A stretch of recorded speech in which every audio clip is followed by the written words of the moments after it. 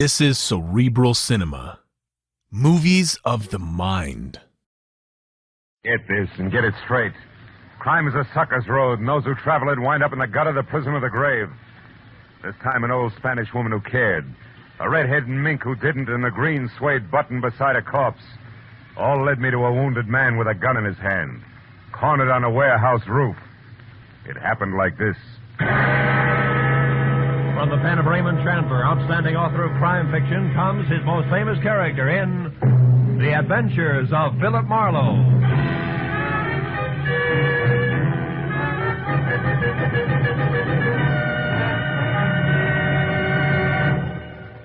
Now, with Gerald Moore, starred as Philip Marlowe, we bring you tonight's transcribed story, The Man on the Roof.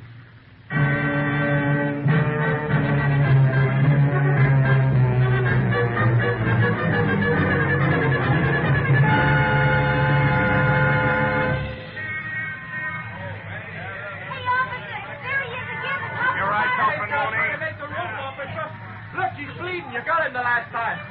Yes, there he goes. There he goes, Mooney, up there. The iron ladder leads to the roof. Let him have it. Then this. He's on the roof now. He's on the Lieutenant. He's on the roof. Should I go up the fire escape after him? No, he's got a gun, Mooney, and he's hit. Put in a call for tear gas launchers. We'll use them from the roof across the street. It'll take a half hour. He isn't going anyplace. Go ahead, Mooney. Okay, Lieutenant. Hey, here comes Marlowe. About time I want to talk to him. Mooney! On the roof. He's over the edge there. Fire, Mooney! Matthews, hold it. Mooney, don't shoot again. What are you talking about, Marlowe? He's a killer. He's armed and dangerous. Listen to me. What do you want us to do? Scold him and send him home without a supper? Matthews, I'm going up after him. No, you're not, Marlowe. Come here. Let go of me, Listen, Matthews. Marlowe, nobody goes up there. We're going to gas him out. Go on, Mooney. Call for lunchers. Matthews, please, listen to me, will you? Oh, why not? Tell me the whole story. We got nothing but time till they get here with the lunch. Please, Matthews, quit kidding. Nobody is kidding, Marlowe. That boy up there is a killer. Keep watching that roof, Becker. You make it curious. Well, Marlowe, the story you've got. About 10 minutes ago, At Matthews. the beginning, Marlowe.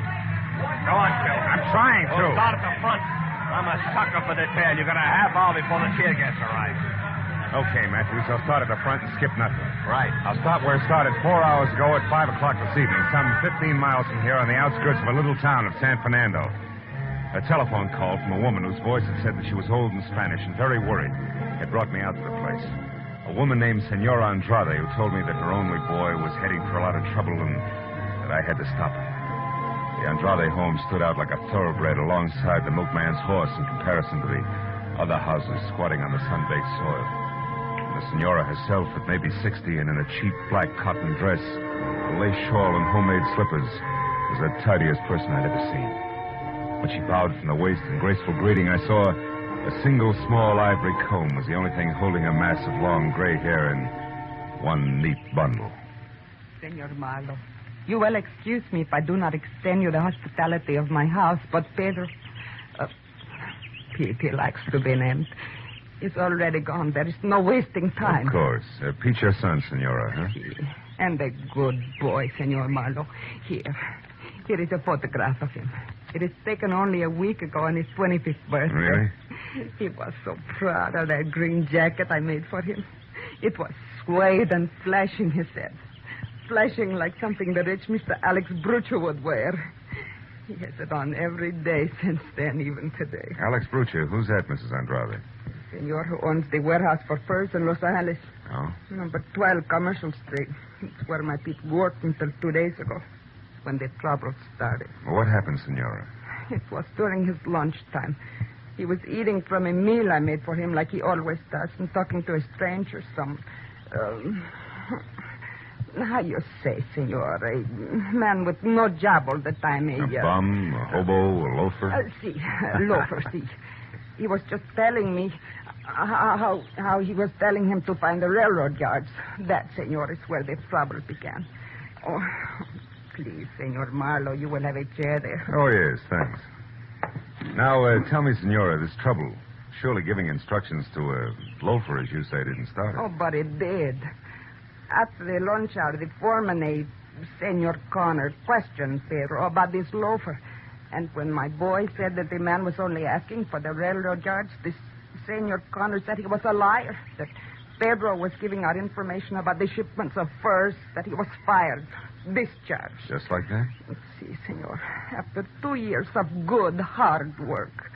You see, Senor Marlowe, Pedro tells me that Senor Alex Brucher has been having his shipments of furs stolen on the road. Hijack?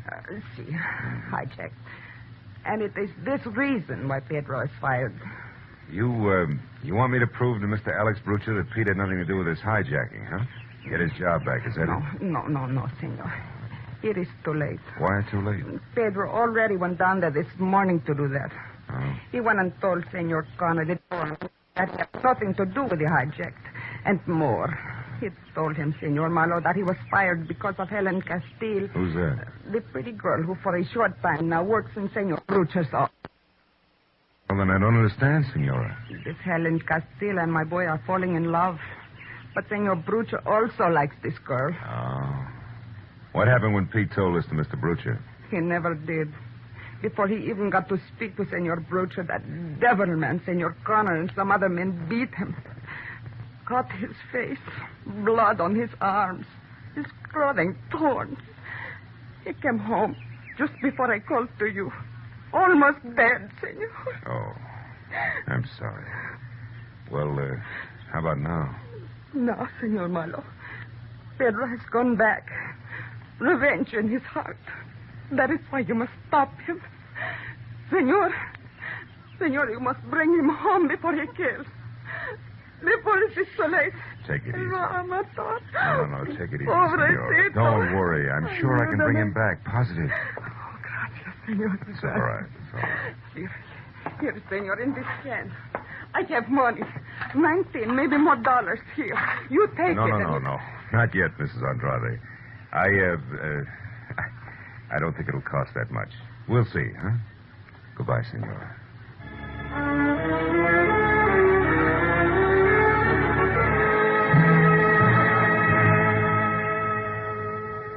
It was an hour's drive to the Brucher Fug Company warehouse on Commercial Street in downtown L.A. I started up a long cement ramp that led to a glass cage in a far corner of the warehouse marked office. It was just about the end of a working day. And when I was next to the door, let it enter, a bell someplace said that the end had arrived. You could tell the way everyone's spirits went up. Everyone except the girl inside, half leaning on a file cabinet. I figured she was Helen Castile until I got closer. The on-fire red hair and green eyes with hat and shoes to match could have gotten by. But the coat she wore was mink. So was the attitude. That would never take shorthand for $40 a week. Things just couldn't get that tough. Hello. You look like you lost something. Oh, is Helen still here, Helen Castile? Gone to powder her nose. Maybe back before she leaves for the day. May not. I don't know. No. You a friend of hers? No, Pete Andrade's. Never heard of him. Got a light? Oh, Please. sure. Now, tell me, Miss... Haynes. Corey Haynes. You? Marlowe, Philip Marlowe. Miss Haynes, is Alex Brucher around? Home packing is going out of town. It does every other week. Important business? No, I just wanted to chat with him a while. Oh, Connor, is Alice's car gassed and ready for me? Yeah, it's ready. It's ready, Miss Haynes. Here are the keys. Thank you.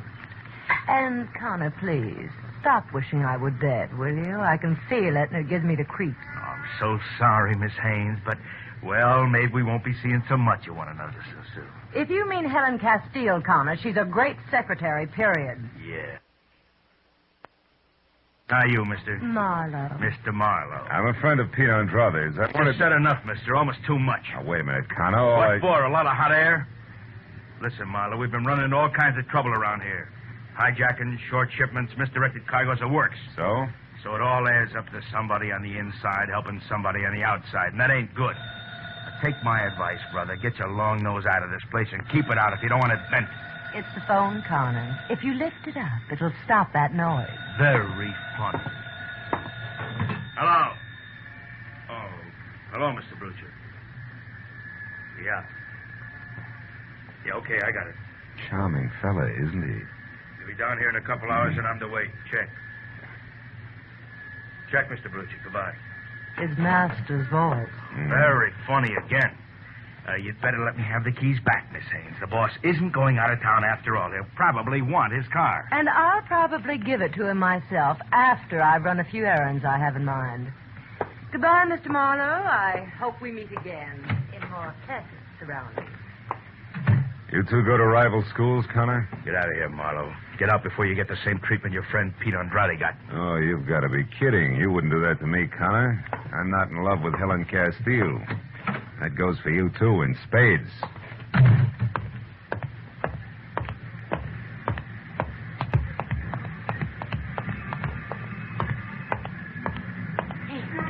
Hey, you, Mr. Marlowe. What? Over here behind the crates. I don't want Connor to see us. I'm Helen Castile. How do you know who I am?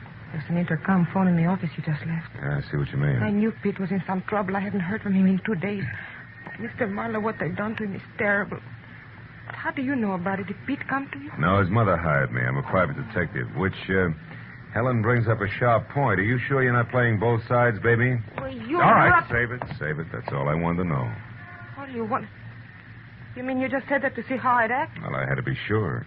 After all, you're still working for Alex Brucher. Not anymore. I only stayed on before this because I didn't want Pete to be fired. Shh. Hold it. I think we've got company. It could be rats. There's some around. Yeah, with and without brass knucks. Now, listen, honey, for everybody's good, I don't want Pete mixing with Alex Brucher. Now, before you get out of here, tell me fast, where does the boss live? 41 West Adams Boulevard. 41 West. Okay, now go. I'll cover you until you're clear of the place. Go on. All right, my car's across the street. If you need any help later, Mr. Get Marlowe... going. That rat may have friends. Okay. Goodbye, Mr. Marlowe.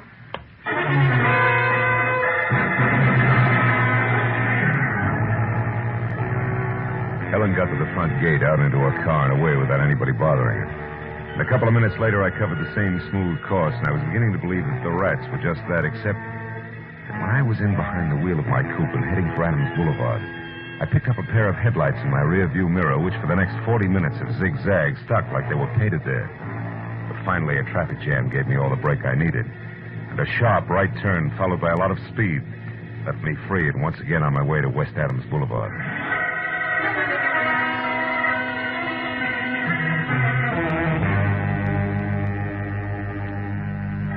The place was turn-of-the-century stone-block mansion, but the rest of the neighborhood had gone slumming a long time ago. I was about to try the knocker when I noticed a thin slice of pale light that said the front door wasn't closed all the way. I started in, edging toward the sick light that came from a single lamp in what used to be called the library. And then suddenly I saw him. A man in a smoking jacket, lavishly monogrammed A.B., his face beaten raw, his clothing almost shredded, blood clotted thick on the back of his head. He was dead in the corner of the room. Next to the body was a heavy marble lamp base, also bloody. Inches from that, I found something that might as well have been Pete Andrade's calling card. A button made of green suede I had in my pocket just before the company spoke up. Don't go for your gun, Marlowe. That'll leave us even. So the kid finally made it, huh? Maybe. Maybe I did it, Connor. Nuts. You just came in, I know. I was waiting outside. The jerk I had on your trail lost you. I figured I'd better leave the office, but quick. I figured right. But tell me, Marlowe, just so I score 100%, what's your angle? The Andrade kid's mother. A private detective was working for her. She was afraid of this. Oh, no. Stop. The sentiment's killing I me. wish something would. Now, let's call the police. Not so fast. What do you mean? I've already got the rest of my figuring done. About now, the kid should be at his girlfriend Helen's flat. I know where it is, and that's where I'm going. You see, Marlowe, I want to be a hero. I want to bring the kid in. Understand? Oh, sure. Real easy. You want to bring him in dead. That way nobody even mentions the beating you gave him on Brucher's orders. Because he wouldn't stay away from Helen. That way you're clean. Exactly. Clean as a whistle. Except for you and your big mouth. Now stand still, Peeper. I want to whisper something in your ear.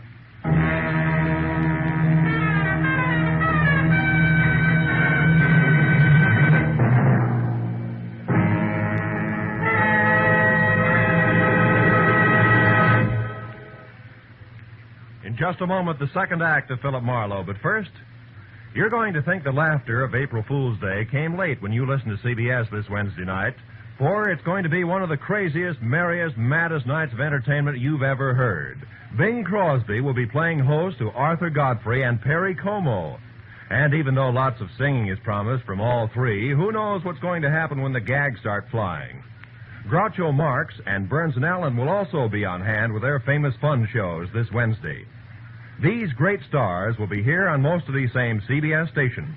Burns and Allen, Groucho Marx, and Arthur Godfrey and Perry Como as Bing Crosby's guests. Now, with our star, Gerald Moore, we return to the second act of Philip Marlowe and tonight's story, The Man on the Roof.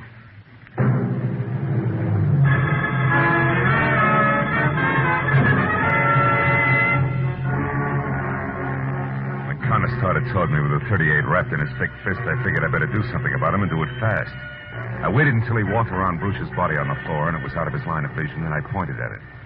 Connor, look, he's moving. What's that? Hey! Don't wait, sucker. Now let's throw your gun out of the conversation. We'll start over. Come on, get up. Get your hands up. Get them off, you criminals. Look, Eddie, I'm going to get an answer out of you one way or another. Make it easy on yourself. Now get up. I said get up. All right, Wise. You win this round. That's better. What do you want to know? Helen Castile's address. She's got her room. Number 4, 3200 Crenshaw. So long, muscles.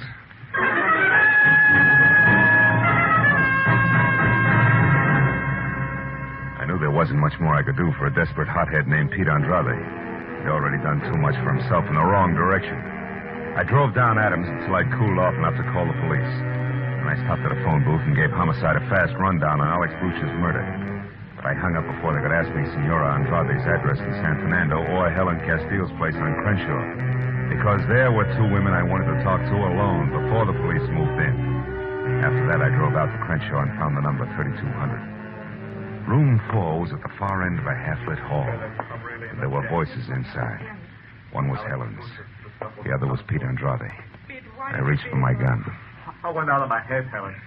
I must have hit him 9 or 10 times. Hard. What are we going to do? I don't know. I've got to think. It's a little late for thinking, Pete. Who are you? He's a private detective. Yeah, I'm working for your mother. I was up until I left Bruch's place. He's dead, Pete. Pete. Oh, no. I didn't mean to kill him.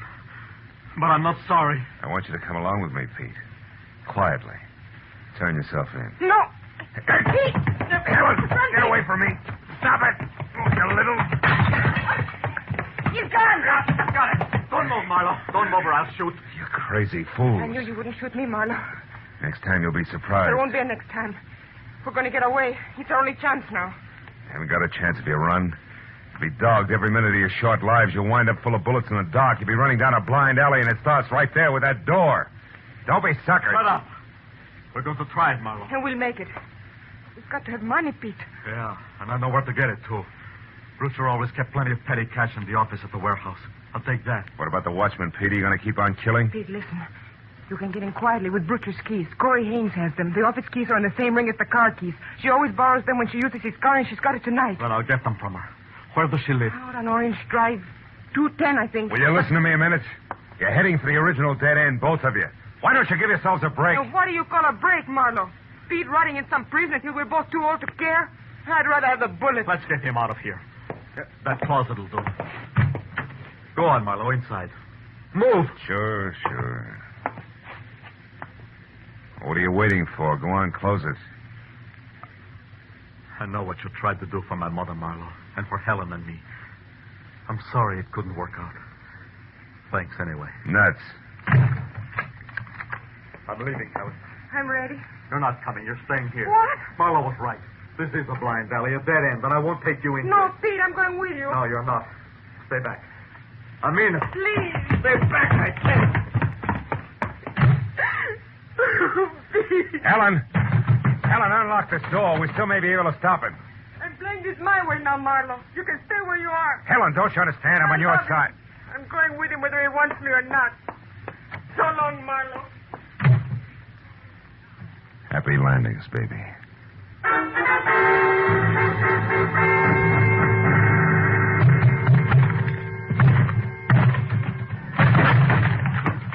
The lock on the closet door gave up before I did, but only because it was older by several years. I got out of the house and kept ahead of the speed limit all the way to Orange Drive and figured for what it was worth that I'd cut Pete's lead down to a scant 10 minutes. I parked in front of a Spud Nut coffee shop on the corner and walked down to 210. By the time I got within knocking distance of Corey Haynes' front door, I could see that the only light in the place was spilling out of the sunken double garage that housed the new gray Nash. But when I moved closer, I knew that 10 minutes was all that Pete Andrade had needed. Corey was sprawled out on the grease-spattered concrete floor and very still. Very still. And standing limply against the wall was Helen Castile, staring down at the redhead with a pair of hopeless eyes that seemed already half dead. As I walked down the ramp, she heard me and looked up. I knew you'd get here. I don't care now. We're both late, is that it? Yeah. I didn't see him. He was already gone when I got here. Found her like that. Then he must have gotten the keys. Yes, from her purse. That's it over there. Uh-huh. Why didn't you follow him? You knew where he was heading. I couldn't. When I saw her there, I just couldn't because I think she's dead, too. No. She isn't dead. You mean she's just out? Yeah. A long way out, but not dead. From the looks of things, she must have put up quite a scrap. Maybe she... Wait a minute. What? There's something screwy here. Oh, Miss Corey. Miss Corey, what's happened? Who are you? Miss Corey's maid. What's happened to her? She's unconscious. Oh, this is terrible. She knew there was going to be trouble. I swear she did. Miss Corey, how do you speak? How do you know that? Because she was worried. She told me 4 or 5 times she was going to stay in all evening, like she was expecting somebody. Sure. It figures all the way. Look here. Are you sure this is her purse? It certainly is. Was she robbed? Not exactly, but... Oh, yeah. This clinches it. Now, look, call an ambulance right away. Get Corey into a hospital and hurry. Oh, yes, sir. Helen, you stay here with her. Don't leave, understand? I'll see you.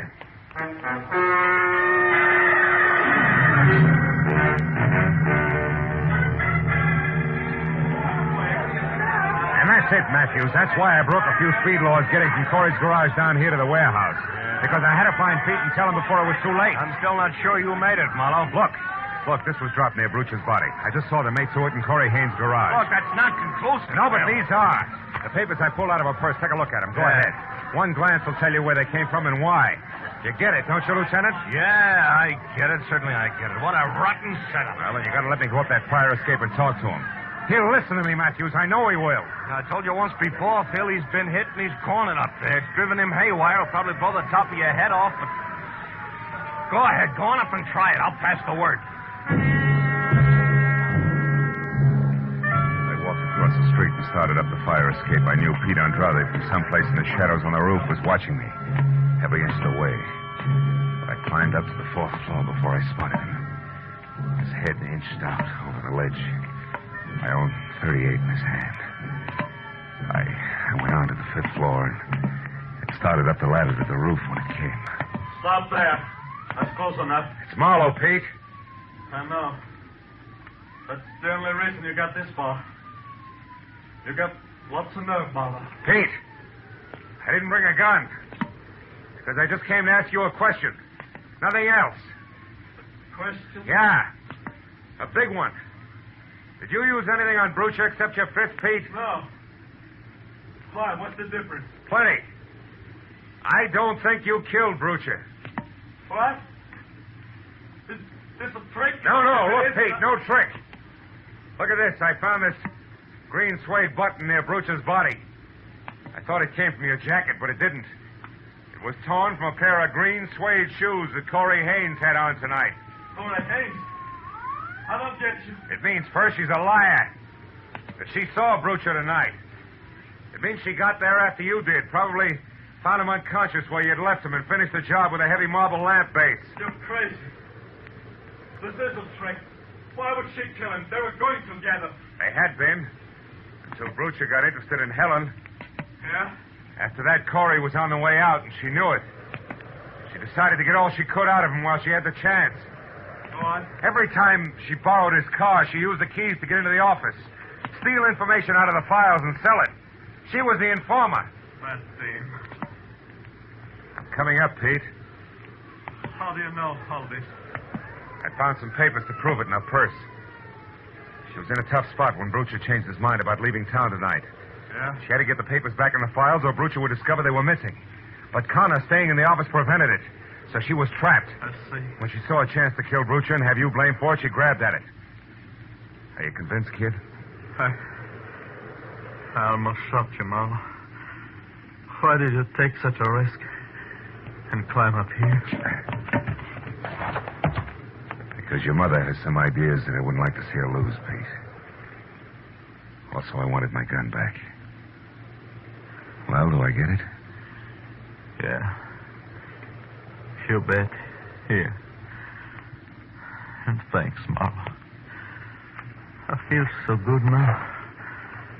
I guess I can. I know just how you feel, kid. I don't climb fire escapes like this every night. Believe me.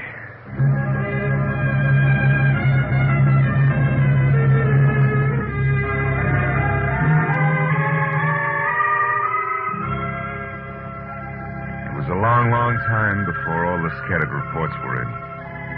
Before the doctor in the prison ward had said that Pete would be okay, and before Corey Haynes had put a wobbly signature to a full confession of murder. And still another hour went by as I drove out across the wide, flat valley to San Fernando, where the profile of the hills in the east had already begun to show against the gray dawn rising behind them. When I stopped in front of the little house and went up to the door, Senora Andrade was there on the porch. She waited all night. Her expression didn't change when I told her all that had happened. Didn't change, actually, until I was finally ready to leave. Then she put out her hand and took my arm. And the lines of worry in her face softened. Senor Marlowe, last night I had but one son. Now this morning I have two. In my heart, you will always have a home. I am grateful. Gracias. She was most welcome.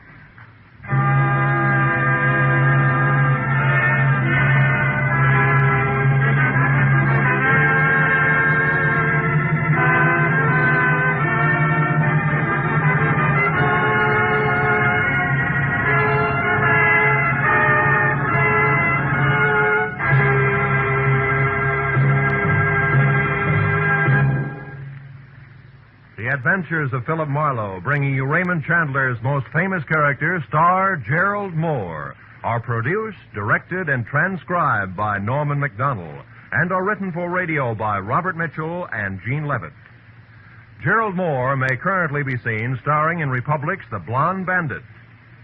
Featured in our cast tonight were Virginia Gregg, Jack Edwards, Lillian Bayef, Doris Singleton, and Jack Crucian. Detective Lieutenant Matthews is played by Larry Dobkin. The special music is composed and conducted by Richard Arant. Be sure and be with us again next week when Philip Marlowe says... This time a platinum wristwatch, a body on a lonely strip of beach, and a case of heart failure in a Beverly Hills garage. All added up to blackmail, 25 years old, and a killer who would never be caught.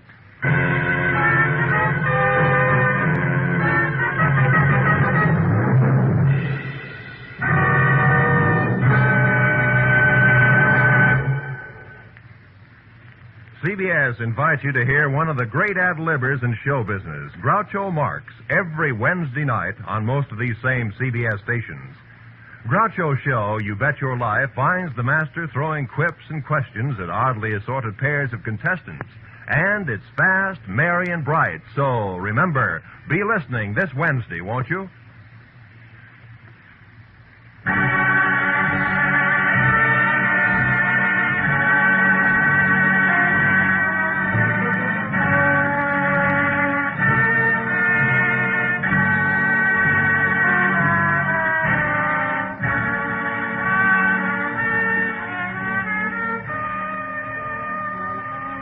When disaster strikes, the Red Cross is on the spot to give relief in the emergency. But its work does not end when the wind dies down, the fire is out, or the flood recedes. It goes on in many different ways, helping to restore people to their normal way of living. The Red Cross is a great humanitarian service in which you have a very direct part, because the funds which are used are the contributions which you make to the Red Cross. And they are funds used in a common sense program that ensures the most good for the most people. Red Cross Disaster Relief and Rehabilitation is one of the great reasons why we must keep our Red Cross ready.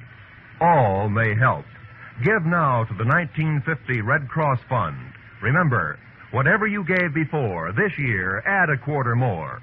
This is Roy Rowan speaking.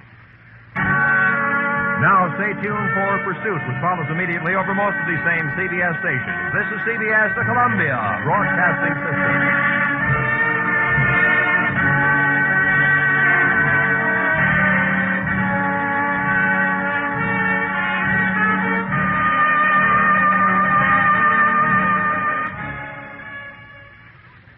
Cerebral Cinema hopes you have enjoyed this movie of the mind.